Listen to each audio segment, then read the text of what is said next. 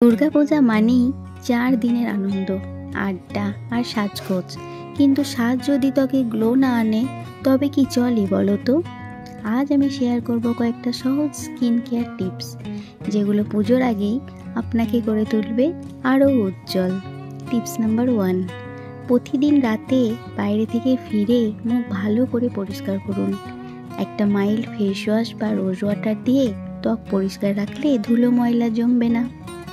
Tips number 2, সপ্তাহে 2-3 দিন ঘরে বানানো স্ক্রাব ব্যবহার করুন। চিনি আর মধু মিশিয়ে নরম হাতে ঘষে নিলেই মৃতকোষ উঠে যাবে। টিপস নাম্বার 3, পুজোর আগে অন্তত সপ্তাহে 3 দিন প্রাকৃতিক ফেস প্যাক ব্যবহার করুন, যেমন দই আর 1 চিমটে হলুদ। এই তিনটিকে ভালো করে একটা পেস্ট তৈরি করে নিন। তারপরে সারা মুখে লাগিয়ে 15 থেকে 20 মিনিট রেখে ধুয়ে ফেলুন। এতে ত্বক উজ্জ্বল আর ট্যান কমে যাবে। টিপস নাম্বার 4, ত্বক সুন্দর রাখতে ভিতর থেকে হাইড্রেট থাকা খুব জরুরি। দিনে অন্তত 8 গ্লাস জল খান। টিপস নাম্বার 5, প্রতিদিন সকালে আর রাতে ময়শ্চারাইজার ব্যবহার করুন।